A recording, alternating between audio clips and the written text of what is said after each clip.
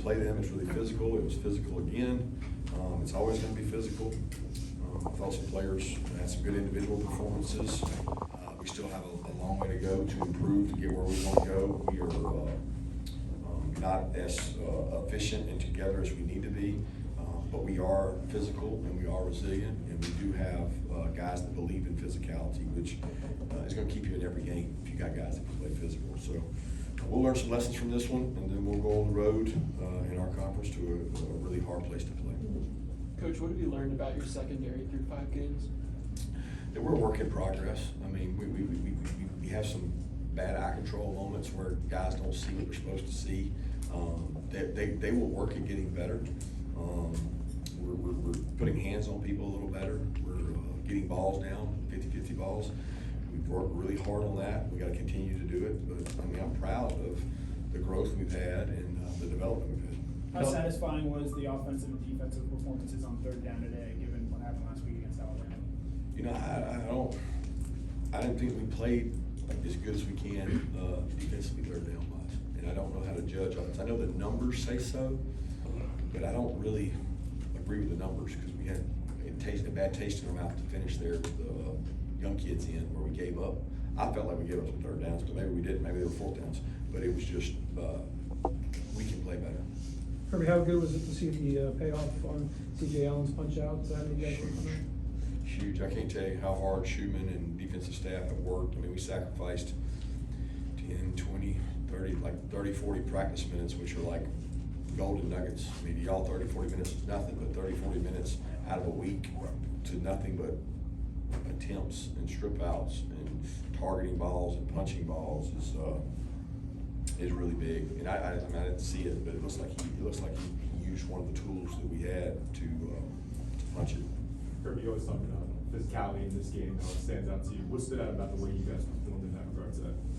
Well, we did control the line of scrimmages. We have a depth in our defensive line. We have some size, and I'm starting to look across our league, and I'm like, okay, we play this team, we play this team, we play this team, and we play these 3 teams, and I'm like, man, I feel like the defensive lines are there's just less big bodies than there used to be in our league. Maybe they're spread out more. SEC was known for super big physical defensive lines, and we're all a work in progress now. And the one thing that ours has been consistent on is controlling the line of scrimmage, and our offensive line has done a good job with the control of the line of scrimmage, at least for the game so far. You have to have that.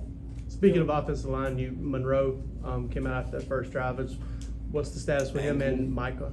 Don't know how bad or severe it was. It was an ankle. He retaped and trying to go pressure on it, couldn't.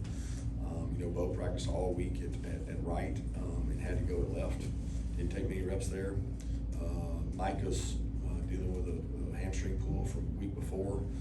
He was able to go without, he didn't get any reps in practice, and then his shoulder slipped out, which he's dealing with, and he came back. But I mean, they're a mass unit.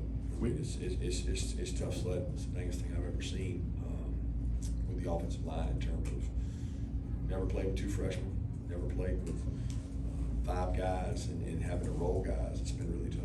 What kind of message does that send to the rest of the offense when Micah, continues to go out there when he's not 100%? It's like you wrap your arm around him after one of those first half scores. Just talk a little bit about how he's just gotten it out there. Yeah, I mean, he's probably not the only guy. You know, Jordan Hall's that way. We have a tough culture here. We have a physical culture here, and they believe in pushing through if they can. And I'm proud of them for that. There's value for them in terms of the culture they develop for our team, but there's value for them in terms of what they want to do at the next level, because those guys play hurt every week.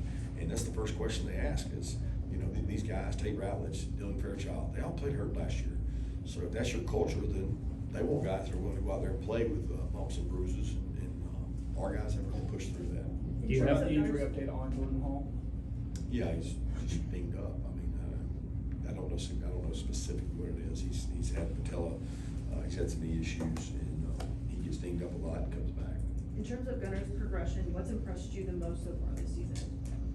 Well, I would say he had the most growth today in terms of downfield throws, layered throws, stepping up in the pocket. Still has some more to do. He only has first pick. I mean, it's like it's going to happen. It's like it didn't faze him. He knows he wish he had that one back, but, you know, you can't throw a pick unless you take some risk. You can't make plays unless you take some risk. And he's growing out of the risk aversion and moving towards, can I make calculated decisions that are the right ones and use the skill set of the players we have. With Bo Hughley, just what has his progression been like, and what does it say about him that he's able to come in and play right tackle against Tennessee and then play pretty much the whole game of left tackle today? He's just a competitor, man. That guy loves football. He should be the poster child for fire, passion, and energy. He never stops cheering. He's in the halftime geeking people up. Like he loves football. He plays hard. He loves Georgia. I mean, he struggles to keep his weight up sometimes, but you love the way the guy plays, and I appreciate his competitive toughness. You mentioned off the top the emphasis on starting fast. What does that look like at practices? I guess you try to get that into them versus maybe, especially with the challenge of being an early kickoff today. Yeah, it was nothing we did at practice to start faster. If we did, we do it every game. You know, I mean, we can't control that. So, I mean, we talked about it. We wanted to start fast. We wanted to bring our own juice. And, you know, we say FPE doesn't come in a pill. FPE doesn't come by way of an audience. FPE doesn't come by, it's a decision you make. And our guys made the decision today to have it. 2 scores for Dylan, and he also had a big catch. Just how big was he today and what he means to this offense? Yeah, so excited for him. Probably most proud of the catch he had over on our sideline. The 2 other plays were almost walk-ins. They were well blocked. It probably wasn't about what he did. It was more about what the other 10 people did. But Dylan has been very selfless since he's been here. He has not had many opportunities this year to touch the ball and make plays, and he is not complaining one bit. What was the He MVP? continues to work, and I appreciate who Dylan Bell is, and I really appreciate all his wideouts, because it's a good group that has stayed the course, and they understand who they are. You mentioned he's been selfless. What are some of the ways he's done that? He blocks. He doesn't complain when he doesn't get the ball. I mean, we've had that play in for him for several weeks, and it hadn't hit. And I mean, we had a couple plays we get him the ball, and it's not there, and he just gets bottled up, and it's like, you know, those plays work in practice. It's not like we pick them and say, oh, this play's really bad in practice, let's run it in the game. We run that play in practice, it works, and it doesn't in the game. It's disheartening, and sometimes that's just football. Kirby, going back to that first interception from Gunner, sometimes there's a mental hurdle with things like that. How did you feel you responded after that? I think it was great. I don't remember the drive after it. I remember talking to him and told him that it was okay, that that's going to happen. And he's just got to keep getting better. I don't remember the next drive. Elias Williams has 3 catches today, I think, and just what's been his progression the last couple of weeks since the game 1? Yeah, Elias is a worker. Like he actually spends, I don't know, 50-60% of his time on the scout team. So he's blocking Q, Gabe, Christian, and like he's over there like working. Kentucky runs a lot of the same plays we do. So we just said, hey, you get these same plays with us, and he'll get better. And he's becoming a really physical presence, blocker, and he's obviously a big target. I mean, some of those were just lucky they went his way because it was a bootleg. He was like the 3rd option.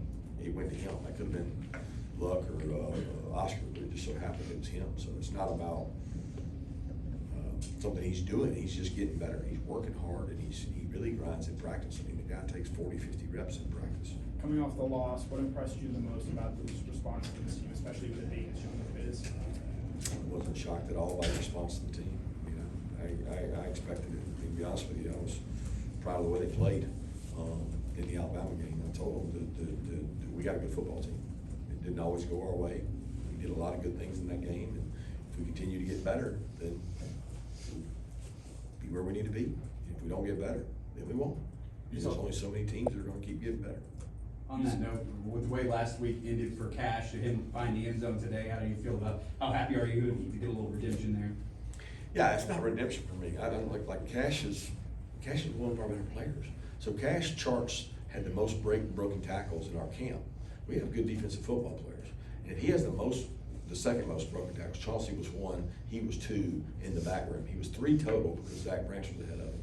So when you get Cash the ball in space, he can break tackles. I go off who breaks tackles, and he broke tackles today. He made plays, and he's got burst. He went down and made a tackle on kickoff inside the 20. Hey, football players are going to be football players. He's a football player. You talked about Gunner's progression passing down the field. Do you think that's a result of how teams have defended you guys throughout the season, or more so reps in practice and getting those reps in game? I don't know, I felt like early in the year, they played some really soft stuff and tried to bend but don't break. Tennessee, not so much. Alabama, not so much. They played, more SEC type, closer coverage, and we probably missed some opportunities in that game. And today I'll have to watch the tape, but I feel like he's getting better. How valuable was that fourth quarter as far as being able to rotate more guys in on defense and to give them those snaps out there? It's great for those kids, because what it is a learning process. They all tell me they're ready to play. Why aren't they playing? Why aren't they playing? Well, go break down the tape and watch. You have an opportunity to make a play. Did you make the play? You were in man-to-man. Did you make the play? You were in zone. Did you make the play? You had an open field tackle. Did you make the play? So that great thing is that's a learning experience that they can go back to work on and continue to get better. On Puglisi, he comes in, looks pretty sharp, but Vince, on his second drive, he threw a pick. What went down on that? It looked like maybe a little bit of a mix-up there. No mix-up. Errant throw, I guess. I mean, it was not a mix-up. We ran the route we called, and he threw the ball to the other team. That's an interception. When Gunner uses his legs, do you want him avoiding more contact? He seems willing. He's beat up. He's beat up, and it's not it's not the design runs getting him. He did a great job. He slid.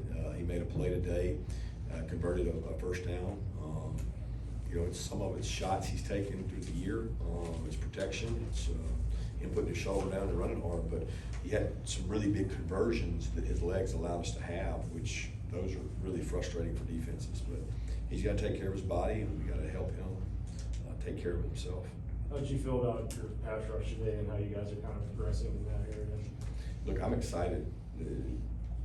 Put what you want. I get to watch our guys every day in practice.